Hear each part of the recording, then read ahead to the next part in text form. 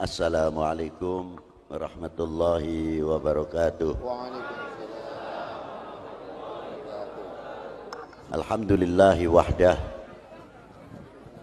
wassalatu wassalamu ala sayyid al-kamil bil fadail alladhi khassastahu fil azali bi sahibi jami'i sifatil kamaliyah munfaridi fi khalqihi wa khuluqihi bi ashrafil khususiyah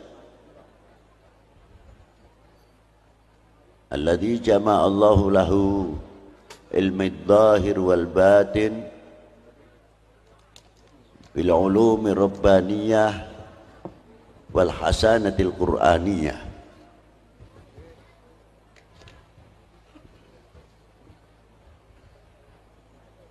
Al habibil alil qadril adimil jah walam yakhluqil khallaqu khalqan mithlah la qablahu wa la ba'dahu afdal minhu wa akram manzilatahu 'inda hadratis sultanil mamlakatil ahadiyah wa ja'altahu wasitatil udma li ahli la ilaha illallah sayyidina Muhammadur Rasulullah sallallahu alaihi wa ala alihi wa sahbihi fi kulli lamhati wa nafasin adada ma wasi'ahu ilmullahi amma ba'du. Hadratil muhtaram al-mukarramun, para sesepuh, bini sepuh, para alim ulama, para habaib, khususnya Hadratil muhtaram Qiyusaidi wa akhina al-habib Umar Mutahhar dan beberapa kiai-kiai atau para masyayikh wal habaib. Maaf kalau saya tidak bisa menyebutkan satu persatu, bukan berarti mengurangi ta'zim ikhtiram kami kepada para beliau. Yang saya hormati bapak-bapak dari Forkominda Kabupaten Indramayu, Bapak Pejabat Bupati, Bapak Kapolres, Bapak Dandim, Bapak dari anggota DPRD, Ketua DPRD, Majelis Ulama, Menteri Agama, Kementerian Agama atau Depak dahulu, Bapak-bapak dari instansi pemerintahan, sipil, TNI, Polri yang selalu kita banggakan, pimpinan-pimpinan dari ormas Islam khususnya, dan yang saya hormati saudara-saudaraku, anak-anakku, Banser, GP Ansor, yang saya hormati Pak Camat, Pak Dan Ramil, Pak Kapolsek, serta jajarannya, Bapak Kepala Kelurahan atau Kepala Desa Karanganyar atau Karangmalang seperangkatnya, panitia penyelenggara dalam rangka Khol Al-Habib Umar bin Thaha bin Yahya, dan yang saya banggakan Al-Habib Umar Al-Idrus. Hadirin wal hadirat rahimakumullah. Saya mengingat satu hadis, walaupun ini hadis khususnya untuk ahli baitin Nabi sallallahu alaihi wasallam, tapi hadis ini tidak memisahkan peranan-peranan ulama yang selalu bergandeng tangan dengan ahli baitin Nabi sallallahu alaihi wasallam. Di antara hadisnya tersebut, nasabin wasababin yang qati'u ila yaumil qiyamah. Hadis ini sebelumnya banyak riwayat dan banyak cerita. Mengapa keturunan baginda Nabi sallallahu alaihi wasallam diambil dari putrinya, tidak diambil dari putra.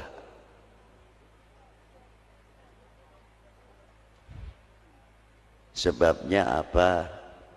Tulung Pak, kowe wong wadok aja ning kono dhewe iki tengenmu wong lanang kabeh iku. Kowe minggir iku. Pindah-pindah itu belakang. Itu lho ngarepmu lho. Iya.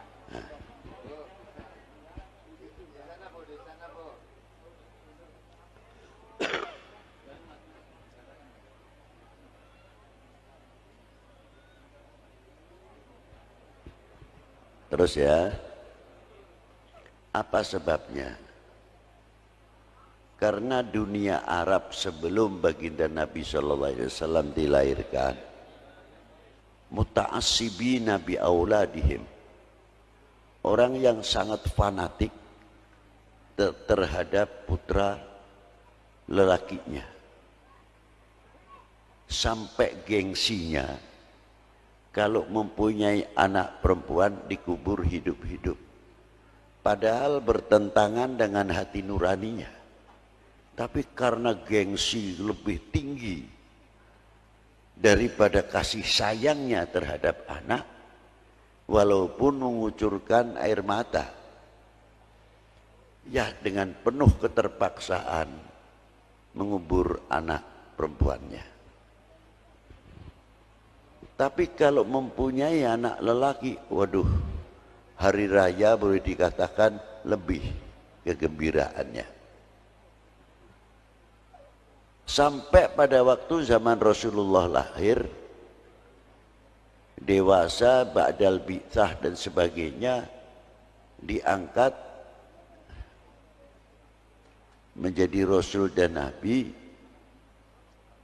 Beliau mempunyai anak Ibrahim, meninggal masih kanak-kanak. Qasim, Abdullah atau Tahir, Thayyib juga diambil oleh Allah Subhanahu wa ta'ala. Hingga terlontarlah dari mulut-mulut jahiliyah pada waktu itu menuding atau mengatakan kepada Rasulullah, beliau adalah seorang abtar. Dari itu turunlah surat Bismillahirrahmanirrahim. Inna a'tainakal kautsar shalli li rabbika inna syani'aka huwal.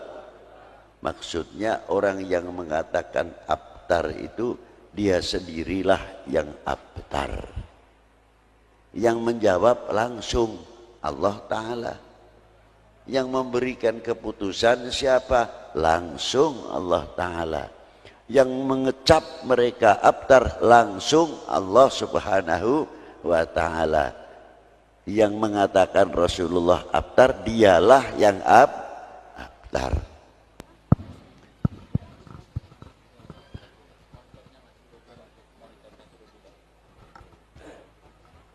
Lalu Rasulullah bersabda, saya teruskan hadis tadi, setiap nasab selain dari aku dan sebab dari aku putus, terkecuali yang dari aku, an-nasab maupun sabab.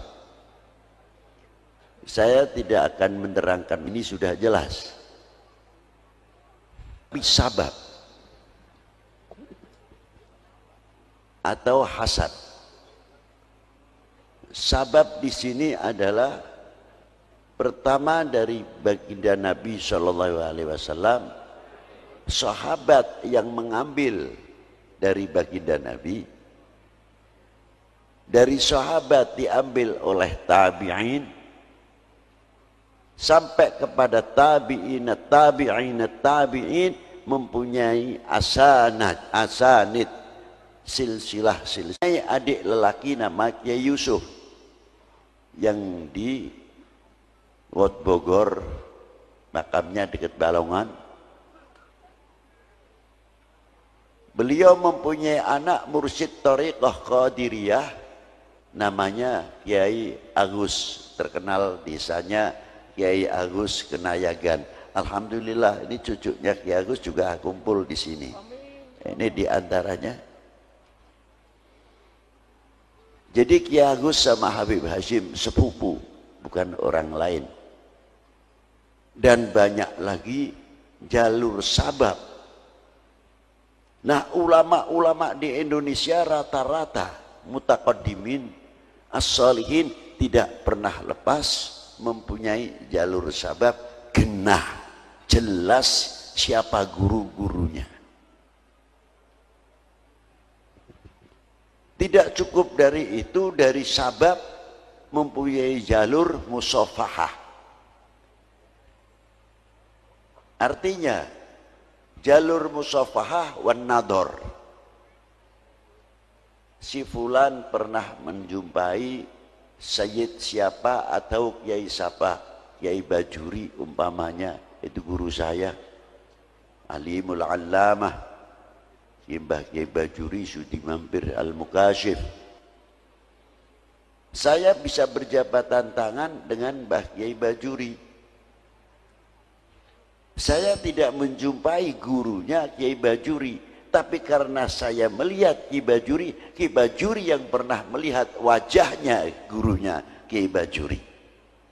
Dan gurunya melihat wajahnya, sampai melihat wajahnya baginda Nabi, sampai melihat wajahnya para sahabat. Dari para sahabat, ulama-ulama sahabat baru melihat wajah baginda Nabi sallallahu alaihi wasallam. Ini namanya nador. Begitu pula orang yang pernah musafahah, mengambil asanid musafahah. Orang ini pernah salaman dengan gurunya, sampai dari ini musafahah, tidak asal salaman. Tapi sedih bukan cuci mulut tangan saja, kita pakai cuci tangan, dan cuci mulut saja. Tapi cuci mulut pun dari dahulu sudah diatur oleh para ulama radhiyallahu taala anhu. Dari cuci mulut ini buahnya cuci kulub, tasfiyah. Kalau tasfiyah ini hati ini sudah biasa kita cuci, saben harinya pengganti alat mencucinya adalah ala bidzikrillah tatmainnul qulub.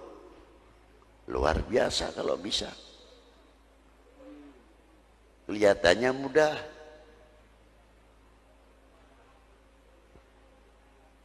Kalau sudah bisa mencuci hati, kayak beri contoh saja, kalau orang setiap hari perlu mandi, jelas ada alatnya.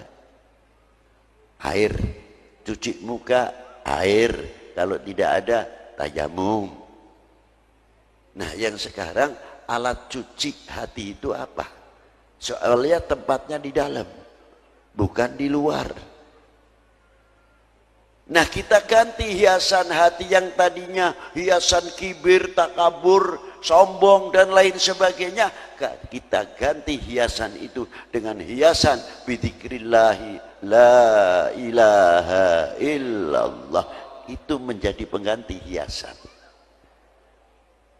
Bila mana cahaya kalimah la ilaha illallah itu terpancar, akan terpancarlah matanya binuri la ilaha illallah. Bila mana terpancar di hatinya kalimah la ilaha illallah, akan terpancarlah telinganya binuri la ilaha illallah. Bila mana sudah terpancar hatinya dengan la ilaha illallah, lisannya pun akan terpancar ya talakla binuri la ilaha illallah. Inilah. Nah, para beliau dalam hal tersebut tidak semudah itu punya guru. Dalam zikir itu punya guru, tidak sembarangan. Dan punya sanad. Sebab di sini disebut ilmu wusul, ilmu tarekah. Ilmu tarekah itu bukan dikadek tidak mempan, digolok tidak mempan, itu tarekah. Bisa ngobatin orang, tarekah. Bisa hiber, bisa mabur, itu disebut tarekah. Bisa jalan di atas air, torekoh, bukan itu torekoh. Yang dimaksud di sini torekotul wusul, talian yang erat, sambungan dari hati kita kepada Allah Subhanahu wa Ta'ala, sehingga sedetik pun kita dididik oleh baginda Nabi Sallallahu Alaihi Wasallam yang melalui para pewarisnya, sehingga kita tidak pernah lupa kepada Allah Subhanahu wa Ta'ala.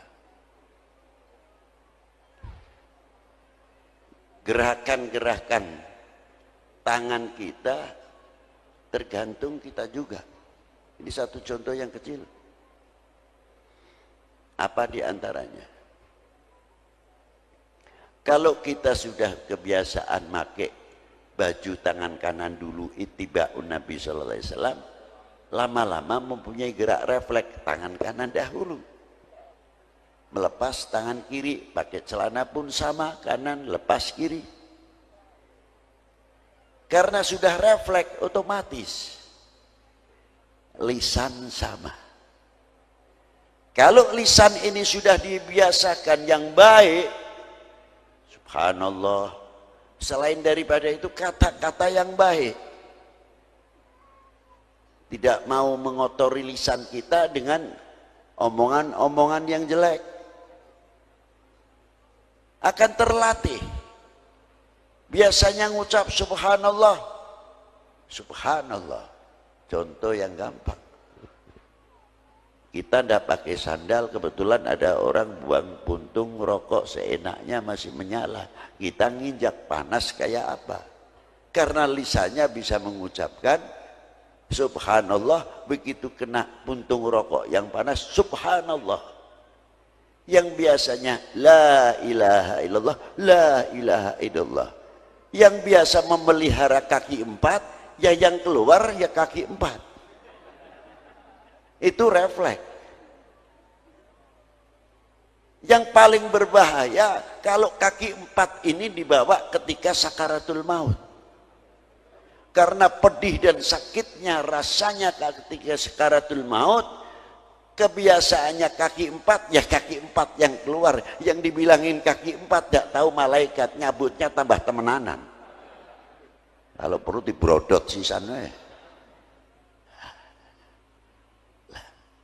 Kita dibimbing oleh baginda Nabi Sallallahu Alaihi Wasallam supaya mendapatkan tatma'inul qulub, supaya kalau tatma'inul qulub meningkatkan martabatut tauhid. Kalau sudah mencapai tingkat tatma'inul qulub, melihat selain Allah adalah makhluk, la naf'an wala dharra, tidak bisa memberikan manfaat atau madarat karena makhluk.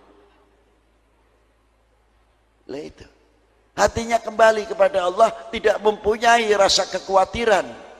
Justru adanya kekhawatiran untuk memohon kepada Allah. Kalau manusia tidak diberi rasa khawatir, menggampangkan minta kepada Allah. Karena diberi khawatir, memohon. Itulah hikmah daripada khawatir. Tapi tetap dalam pandangan tauhid, kembali kepada Allah Subhanahu wa Ta'ala. Yakin bahwa corona adalah bukan Tuhan. Corona adalah makhluk. Corona bukan sesuatu yang menakutkan. Justru yang lebih menakutkan, yang mentakdirkan ialah Allah Subhanahu wa Ta'ala. Dengan adanya corona bukan menjadi alat pelentur untuk ekonomi kita menjadi lemah, pertanian kita menjadi lemah. Silahkan corona tetap berjalan, ekonomi tetap berjalan, pertanian tetap berjalan, sehingga tidak menjadi bangsa yang mundur. Harusnya begitu, kayak corona kayak ngadepin harimau. Takut betulnya apa? Lo ini tauhid kita kemana?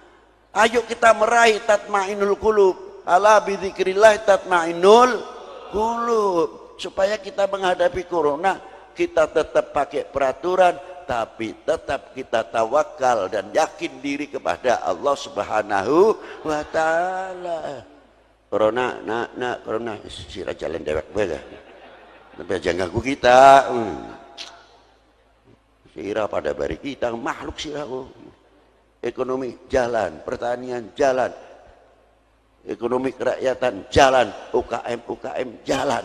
Orang yang akan memanfaatkan corona supaya Indonesia ini jatuh, Indonesia ini terpuruk ekonominya, kita balik dengan ekonomi Indonesia akan lebih maju. Setuju? Benar, dilakoni. Aja setuju gampang. Kita sampai doer ngomongnya, aduh. Jadi tenang. Sebab Habib Lutfi paling takut, khawatir sekali dimanfaatkan oleh orang-orang atau oknum-oknum ini khususnya yang sengaja menggoncangkan bangsa ini. Kalau sudah bangsa terpuruk keyakinannya, kalau bahasa keren ini jari sekian ku apa muni, imunnya ku turun. Imun dewek kayak apa aja kita beli weruh. Ya, apa kayak apa kalau wujudnya ku alas beli weruh. Mental kita,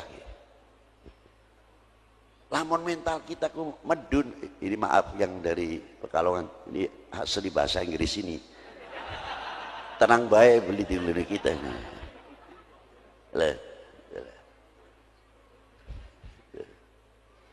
Jadi kita ku lamun wuru kang kaya mengkonon, hati ini ku tambah gede, beli khawatir, silahkan, karena kita mempunyai keyakinan apapun selain Allah adalah ikhtiar untuk menambah mendapat pahala, bukan ikhtiar untuk takut. Ya kan? Ya. Aja maning manusia. Jangan lagi manusia. Wit pelembai ya. Anak amai. Pisang ya anak amai, sampo atau capu ya tetap anak baik, tapi tetap tumbuh, tetap mengeluarkan pisang walaupun ada ama aja kalah bari wit gedang baik. Bagian anak amai godongnya pada rusak tetap baik. Jadi ekonomi tetap berjalan gedang baik wit pisangku bisa jaga ekonomi aja maning sirah bari kita. Enak-enakan mengkonon bae gua digawe ribut bae. Apan kaya kiyen wedi apa maning sing wong duweni penyakit was-was ku. Lah. Iya, sampai tekan salate duduning penyakit bae was-was ku.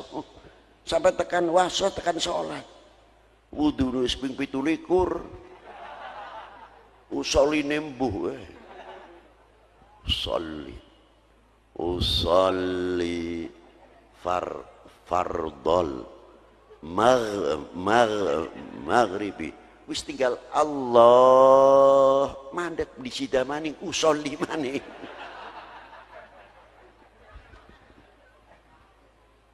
balik maning usolli maning Allah beli sida maning sing ngadeg wis pegel soft wis ngenteni sing paling enak ngadeg sining pojok dhewe amun punjul sing ping 3 mundur tak tarik bae mami kon mundur muni sepisan bae bisa temenan dinteni ku ping 3 beli bisa tetep gagal maning dijawil Kang mundur soli beli tekan-tekan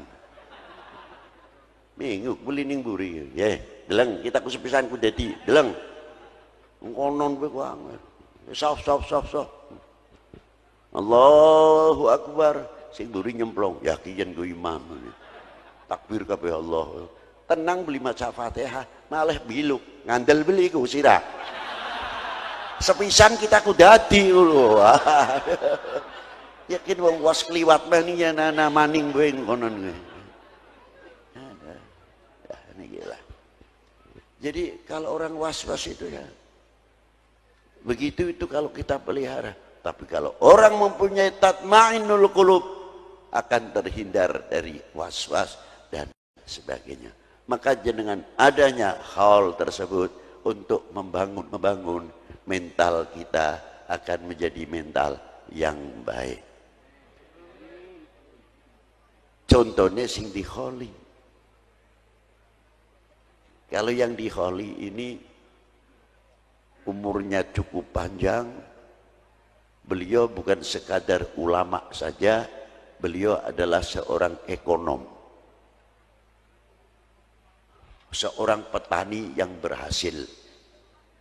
Setelah beliau belajar di Hadramaut, di Tarim, beliau sempat keliling ke 88 negara sumber-sumber ilmu dan mendapat ijazah dari guru-gurunya yang sangat sempurna.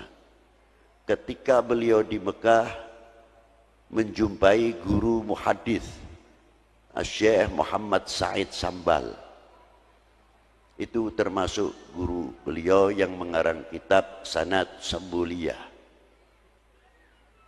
Dan ketika beliau di Mekah, guru beliau Said Ahmad Zaini Dahlan dan beberapa tokoh-tokoh ulama di Haramain.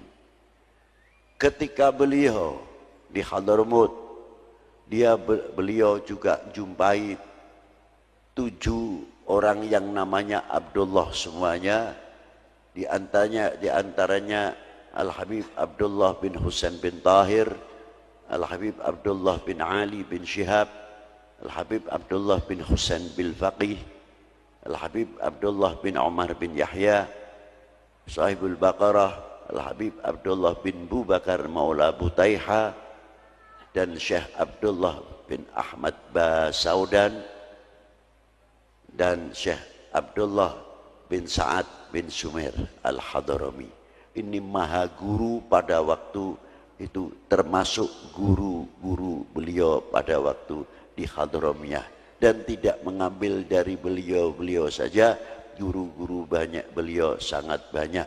Beliau sampai masuk ke Al-Azharus Syarif dan sumber-sumber ilmu yang akhirnya beliau pulang, mampir dulu, berdakwah dulu di Pulau Manipah, Ambon. Beliau di sana bersama Al-Habib Ibrahim Ba'bud dan Al-Habib Abdurrahman Al-Hamid sempat mendirikan satu masjid yang diberi nama Nur Selange di daerah Manipah. Beliau melanjutkan terus perjalanannya sampai di Cirebon karena beliau dilahirkan di Palimanan. Terus beliau membangun Cirebon, tinggal di daerah Sindang Laut, mendirikan pondok pesantren pertama di daerah Tuk, yang melahirkan beberapa murid-murid tokoh-tokoh yang luar biasa dari para habaib maupun para ulama. Di antara murid terkecil beliau yang ikut beliau 10 tahun, Al-Habib Husain bin Hadi Al-Hamid, dikenal Habib Husain Berani bin Syah Abu Bakar, itu murid beliau. Termasuk lagi murid yang tua-tua, Al-Habib Muhammad bin Idrus Al-Habsyi yang dikhauli di Surabaya, juga termasuk menantu beliau. Di samping satu sisi beliau seorang dakwah, beliau juga seorang ahli ekonom.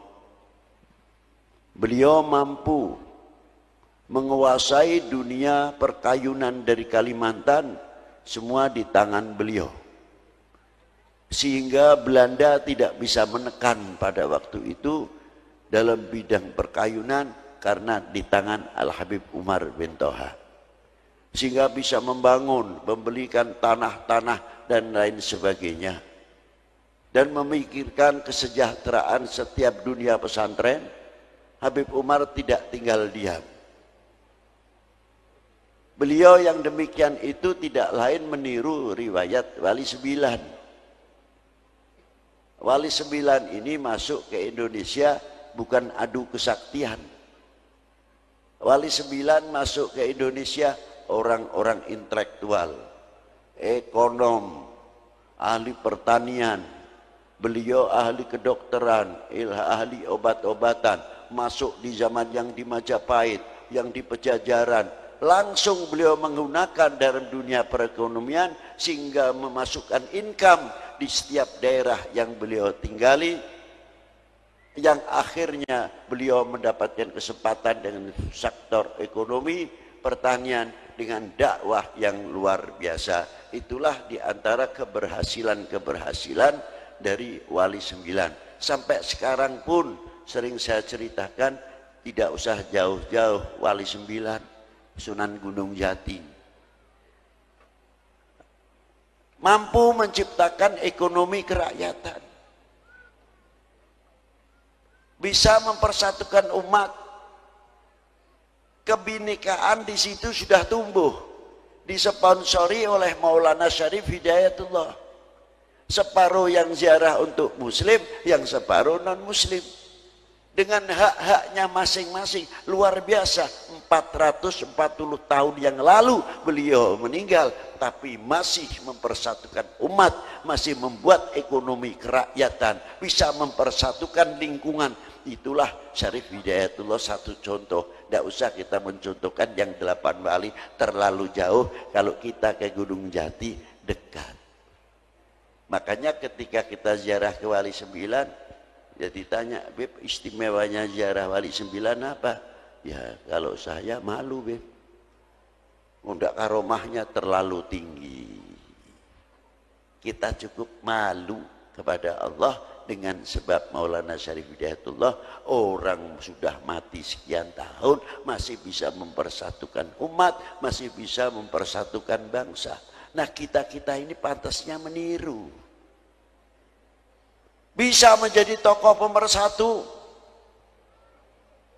bisa menjadi umat, perekat umat, membuat lem, mampu mengantisipasi bagaimana Indonesia ini yang strategis, subur dan sebagainya.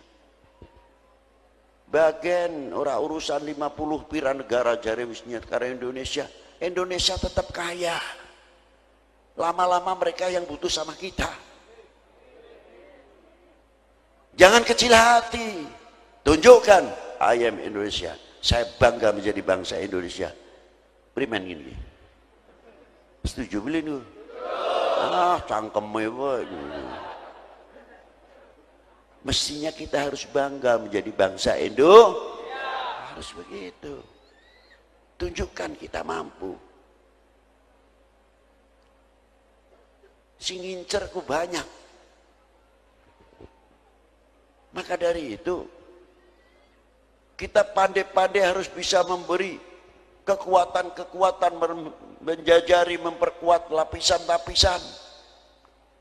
Luar biasa kalau bisa. Habib Lutfi tidak bakal diam soal masalah urusan kebangsaan, karena terkait sekali dengan perjuangan para ulama-ulama pendahulu. Jangan dikira masalah kebangsaan itu hanya sekarang, dari dulu pun sudah diterangkan oleh para ulama-ulama mutaqaddimin, tinggal kitanya baik. Coba, berapa ulama-ulama kita yang ikut andil dalam perjuangan bangsa ini? Kita selalu ingin mengingatkan supaya menjadi bangsa yang kuat, tidak menjadi bangsa yang mudah dipecah belah. Sampai takon, Beb, bagaimana cara memajukan ekonomi Indonesia? Gampang. Kita balik. Apa yang ada kekayaan di negeri kita, kita banggakan. Zaman yang maning jambune Bangkok, lele-ne Bangkok, ayamnya Bangkok. Sing beli Bangkok apa bahem? Ganti durene, duren Indonesia, lele Indonesia, ayam Indonesia, ikan Indonesia dan sebagainya Indonesia. Itu baru ekonomi Indonesia akan maju luar biasa, karena bangsa ini merasa menghargai, menghormati apa yang ada keluar dari bumi pertiwi. Mestinya kan harusnya begitu. Kalau mau nganggo barang sing luar negeri kaya-kaya nelangkan, padahal made in Indonesia kan gua. Levi's yang dikirim Singapura ku Bandung, Majalaya, Pekalongan, belek nang Singapura, balik mana ini kene Singapura. Mumet. Aduh. Lah inilah Coba kalau kita merasa menghargai Handar Beni. Saya tidak merugikan orang lain sebelum menguntungkan bangsa sendiri, sebelum menguntungkan negara sendiri. Itu kan begitu. Itu ajaran para ulama. Coba sampai sekarang Wali 9 kuburannya ramai. Itu petanda, isyarah untuk kita semuanya. Maka dari itu dengan adanya hall dan sebagainya, supaya kita menjadi bangsa tidak melupakan sejarah. Kalau sudah melupakan sejarah, ya jatakon setengah siji nih, jatawa-tawa. Nah, maka dari itu sekali lagi adanya hall itu penting, sebab Indonesia ini banyak suri toladan. Bagaimana supaya kita bisa meraih dzikrus shalihin, kata sabda Nabi, dzikrus shalihin tanzilu rahmah. Sebab sering banyak kita menceritakan riwayat hidup para shalihin akan sebab turunnya rahmah. Nah, kita bisa mengambil suri tauladannya dari segi dakwah, bagaimana ulama-ulama dulu. Dari segi perjuangan, bagaimana ulama-ulama dulu dan tokoh-tokoh bangsa ini ikut andil besar untuk memerdekakan bangsa ini dari belenggu penjajah dan lain sebagainya. Nah, kita sudah mempunyai kontribusi apa? Untuk mengisi kemerdekaan ini saya mau tanya, sudah mempunyai kontribusi apa? Mestinya malu kepada para beliau. Tapi kalau sudah tidak ada penghormatan, penghargaan terhadap para aulia, para ulama, para pejuang-pejuang pendahulu, sepi, langka, beli weruh, apa bangsanya yang ke depan ini jadinya? Kekuatan nasionalisme adalah orang yang mengerti sejarah, orang yang tidak melupakan sejarah. Kalau seorang anak mengerti berbakti kepada kedua orang tuanya, karena orang tuanya mendidik satu dengan agama, kedua kali orang tua selalu mendidik lu payah wong luru duit ki mengkanen, mencari sesuap nasi, secari kain dan sebagainya. Terkadang bagian wong tua loro wetenge kempong asal bocah warak. Itu perjuangan orang tua. Kita mangan enak kilingan anak, kita makan enak kilingan putu, tapi anak bari putu wis gede-gede duit-duit durung tentu kilingan wong tua, durung tentu kilingan anak. Tapi kalau orang tua lain,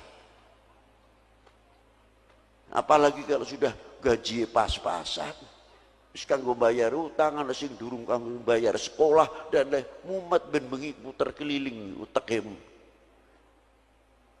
dan lain sebagainya. Nah, kalau anak-anak kita tahu yang demikian atas perjuangan para sesepuh kedua orang tua kita, kita pasti akan menjadi anak yang soleh. Tidak mungkin kita akan menjadi anak yang nakal. Rasanya malu kalau kita menjadi anak yang mengecewakan kedua orang tua. Pasti akan membangun keluarga itu kompak, kita itu rukun. Tapi coba kalau anak sifatnya masa bodoh terhadap orang tuanya, tidak tahu, taunya rumah mentereng, sudah punya kerjaan atau pabriknya besar dan lain sebagainya, tapi tidak pernah belajar kesusahan payahnya orang tua. Apa yang terjadi? Manja. Dan bangsa ini dibangun bukan oleh kemanjaan. Betul? Bangsa ini dibangun tidak atau bukan oleh kemanjaan. Itulah hebatnya. Maka dari itu kita tanya, kita lamun ziarah ning kubur ning wong tua loro, apa sing di pertama kali kita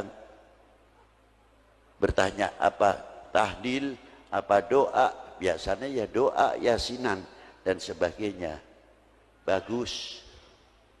Tapi coba kalau kita ziarah kedua orang tua, ngomong ning wong tua loro, "Mak, Pak, hampura dongakaken Mak.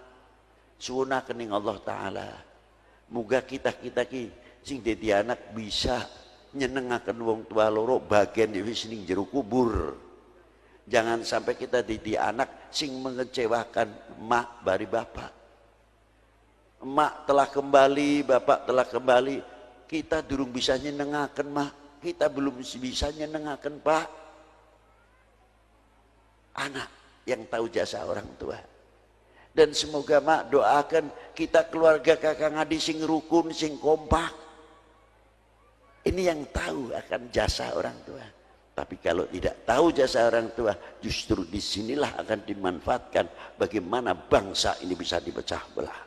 Karena apa? Melupakan sejarah. Disinilah pentingnya. Tapi alhamdulillah di Indonesia ada 10 November. Ada 10 November hari pahlawan. Untuk apa? Supaya kita selalu mengingat perjuangan kedua orang tua, perjuangan para pejuang-pejuang yang ikut andil besar menegakkan sangsaka merah putih. Kita pernah andil apa? Pernah andil apa kita? Tinggal ngatur wis sing bagus ngono, benceng-ceweng bae. La ilaha illallah. Nangis ulama-ulama kita, para pejuang-pejuang kita yang telah meneteskan darahnya, bahkan jiwanya melayang. Untuk siapa? Demi cintanya kepada bangsa dan tanah airnya, karena Allah Subhanahu wa taala. Apakah kita akan menjadi umat bangsa yang mengecewakan para beliau? Jawab. Buktikan kalau tidak. Ngomong tidak sih gampang baik. Kalau tidak, kita akan menjadi bangsa yang kuat, tidak mudah dipecah belah oleh hoax dan lain sebagainya. Semakin adanya macam-macam, semakin kita merapatkan jajaran kita, tidak memberikan kesempatan seujung rambut pun kepada oknum-oknum manusia yang akan memecah belah umat dan akan memecah belah bangsa ini. Wahai bangsaku yang kubanggakan, relakah negerimu terpecah belah? Jawab yang keras. Buktikan kalau tidak. Selanjutnya, assalamualaikum warahmatullahi wabarakatuh.